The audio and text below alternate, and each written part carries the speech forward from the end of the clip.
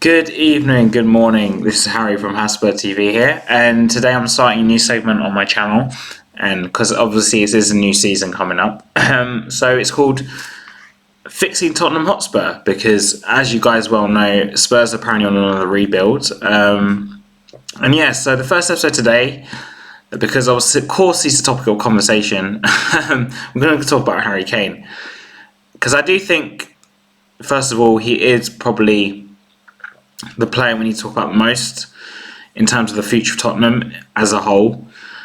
And yeah, so let's talk about Harry Kane. So is Harry Kane staying or is he going this summer? I think that's the big question. If we're going to fix Tottenham, there needs to be answers first. If Kane stays, does Spurs get fixed? I actually think, a lot of people might disagree with me about this, if Kane stays, because he only has a year left, and because I don't see him not signing a new contract in January, I think that would be completely out of the blue, and I just don't see it happening. I actually think it kind of holds us back to rebuild this team and rebuild this squad at this point. Look, if Kane had 2-3 years left, I think I said even 2 years left on his contract, I'd be less inclined to say this. And Kane has 1 year left. There's already bids from Bayern, and they keep bidding. Okay, it's not the asking price that Levy wants at the moment, but we have to let Kane go. I think we have to let him go. Obviously, in my heart of hearts, I want him to stay and sign a new contract, but that is not realistic. But obviously, like I said, this is the first video of this segment, and I'm going to try and do one every day. But fixing Tottenham Hotspur, I think the first step is actually to let Kane go. And the reason I say this is, like I said, is because he has a year left. We get the money in, and we go and buy some centre halves, and probably another number 6, as they like to say it nowadays, holding midfielder, and maybe another forward, and we work from there. Of course, I'm not expecting us to fix the squad in one window. I think 2 years, 3 at the very max, would do it.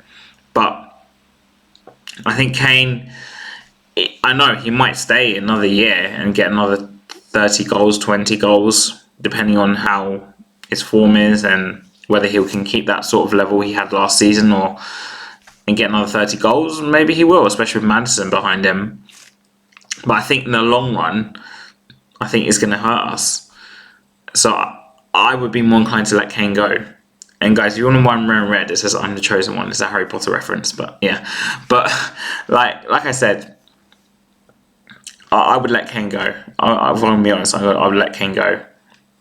And to me, this is like the first step to fix the team and to fix the squad.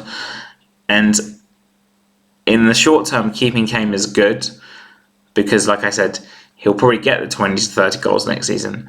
But in the long run, we're going to lose a possible 90 to 100 million, or however much Bayern are willing to pay for him right now, which could be used to fix other areas of the team. Like I said, the defence, which for me, we need a whole new back four. Van de Ven can be part of it.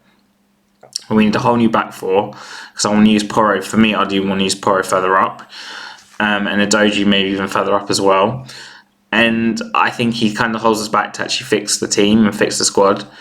Of course, I might be doing these videos for the next 3 years. Fixing Tottenham Hotspur is a massive thing because not only we're talking about number one, the most important player in recent history, or maybe in the last, 30 years at the club, in Harry Kane in that situation, but unfortunately this guy is the main source of it all. So would I sell Kane? Yes. Like I said to other people earlier this window, 85 million plus add-ons I would have taken, because you don't let a player have 1 year left going into January. We saw what happened with Eriksen, and God forbid Kane went on a free to Arsenal in the next summer, like Sol Campbell did. But the first step to fix Tottenham for me is to let Kane go.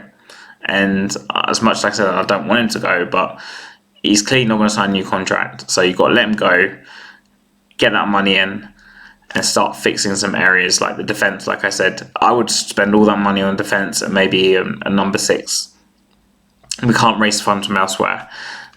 But I think the defence is a priority, because even if Kane goes, I think with Charleston, will get given a whole year and I would use Son as a number 9 as well. So that would be my 2 strikers. And I just go and fix that defence, because if you have a strong defence, naturally the other players will play further up, and I think they'll get goals anyway. I mean, I think Richarlison will actually score goals next season if he's the first choice, along with Son. I think they'll get goals. So yeah, I think you've got to let Kane go, and that's the first step for me. Sorry guys.